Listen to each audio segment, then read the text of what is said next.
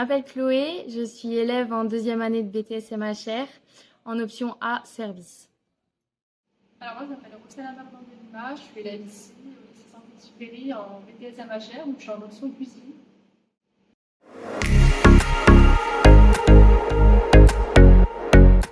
Je trouve qu'ils ont une culture assez riche.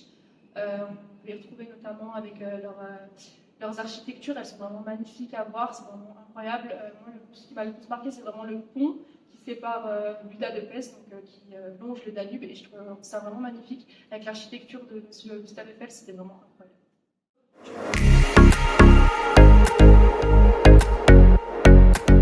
Moi du coup c'est plutôt le côté historique de Budapest avec beaucoup de monuments qui retranscrivent l'histoire de Budapest et du communisme.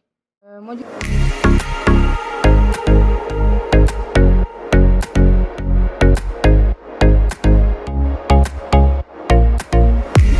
qui m'a le plus marqué à Budapest, c'est le dernier jour où on a fait le musée de la Terreur.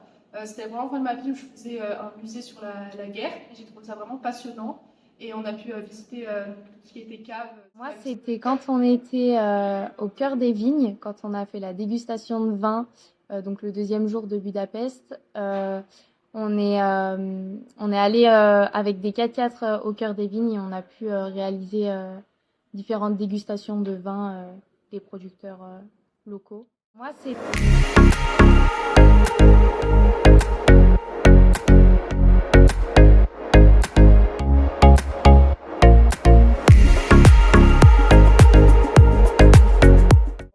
Des recettes avec pas beaucoup de choses, mais qui donnent un rendu vraiment incroyable, vraiment délicieux, goûtu, ce qu'on veut.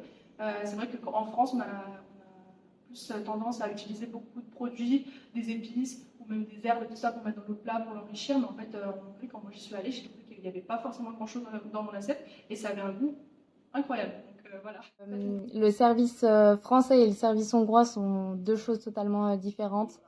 Le service est aussi beaucoup moins personnalisé en Hongrie. C'est vrai qu'ils sont moins avenants et moins soucieux du regard des clients.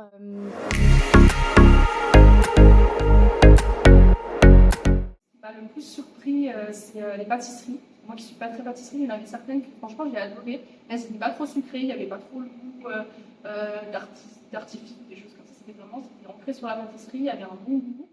Typique goulash. Donc c'est une sorte de soupe avec de la viande et des légumes pour donner du goût à tout ça. Beaucoup d'épices comme le paprika. Donc j'ai pu apprendre que le paprika était issu de Budapest. Je pense que ce sera plus niveau épices parce que c'est vrai que par exemple le paprika c'est une épice qu'en fait je n'utilise pas. Je sais pas pourquoi, mais c'est une épice que j'utilise pas forcément. Et depuis que je suis revenue en Hongrie, j'en mets tout le temps dans mes plats et alors je trouve que ça rajoute vraiment quelque chose. Je mets celui parce que j'en ai acheté de là-bas et j'ai pris celui au piment et ça rajoute vraiment quelque chose, une petite étincelle. Je pense que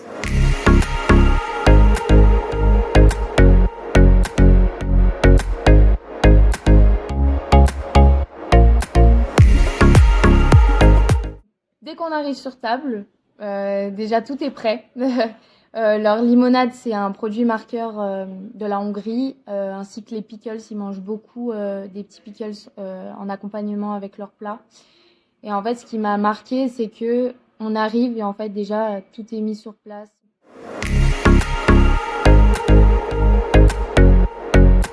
Moi, j'étais quand même plus bar interne parce que moi, j'aime bien être tranquille, me relaxer, etc. Et c'était vraiment un moment où j'ai passé 5 heures dans l'eau. J'avais l'impression d'être un poisson, mais c'était vraiment magnifique et il faut le faire ça aussi. Moi, je préfère plutôt les pubs. J'avoue que je suis très festive, donc voilà. Et l'ambiance du pub est vraiment typique. On retrouve beaucoup d'objets de récup et c'est vraiment c'est ce qui fait tout le charme du pub.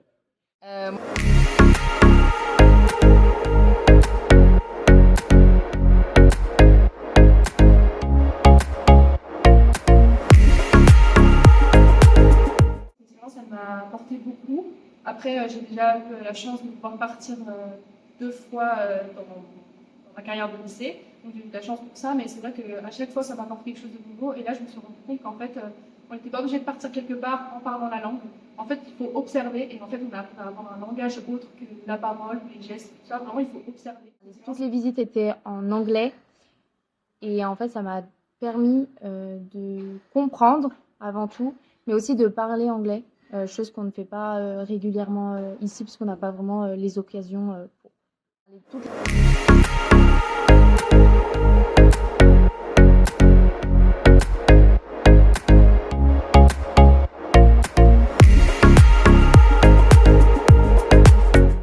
Moi, aux futurs apprentis, je leur conseille vraiment de partir. On a de la chance d'avoir un beau métier qui nous permet de grandes opportunités et d'avoir des bons profs de Greta qui nous offrent cette belle expérience. Donc franchement, ce serait dommage de la rater. C'est enrichissant, c'est magnifique à voir. Il faut s'intéresser. Hein. Bien sûr, on ne part pas comme ça, les mains vides, les mains dans les poches, mais c'est une découverte incroyable. Il faut vraiment le faire si on a la chance d'y aller.